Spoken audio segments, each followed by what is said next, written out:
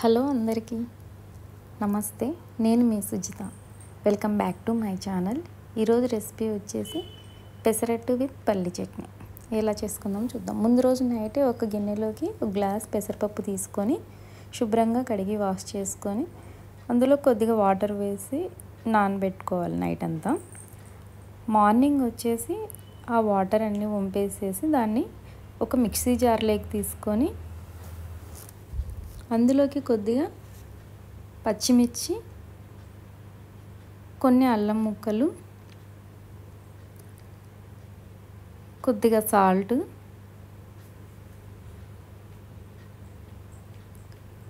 కొద్దిగా జీలకర్ర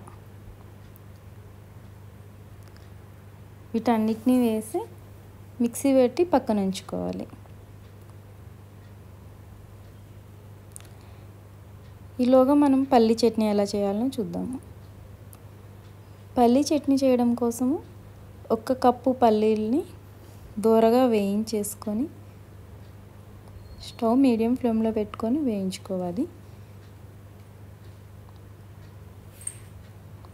పల్లీలు వేగాక వాటిని పొట్టు తీసుకొని మిక్సీ జార్లోకి తీసుకోవాలి.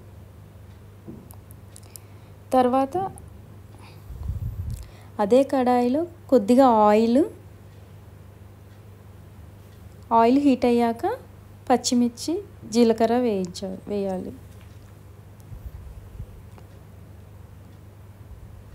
ఈ పచ్చిమిర్చి, జీలకర్ర దోరగా వేయించేసుకొని ముందుగా మనం వేయించి పొట్టు తీసి పెట్టుకున్న పల్లీలను ఒక మిక్సీ జార్లోకి తీసుకొని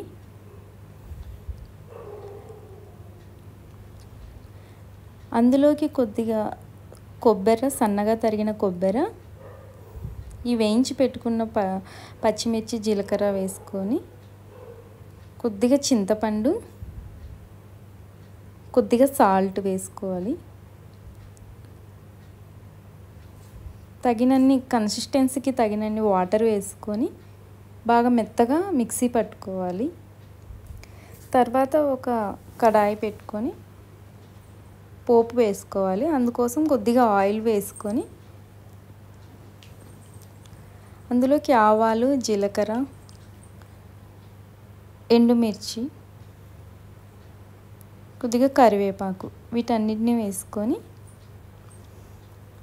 ఈ మిశ్రమాన్ని మనం మిక్సీ పట్టుకొని ఉంచుకున్న అందులో వేసుకోవాలి. అంతే, ఎంతో ఈజీగా పల్లి చట్నీ రెడీ. తర్వాత స్టవ్ మీద పెనం పెట్టుకొనేసి మనం ముందుగా మిక్సీ పట్టి ఉంచుకున్నటువంటి పిండితో దోశ వేసుకోవడమే. దోశను కొద్దిగా ఆయిల్ వేసుకొని అటు ఇటు చేసుకోవాలి. అంతే, ఎంతో ఈజీగా ఉండే పెసరట్టు పల్లి చట్నీ రెడీ. ఇది చాలా healthy breakfast, high protein breakfast.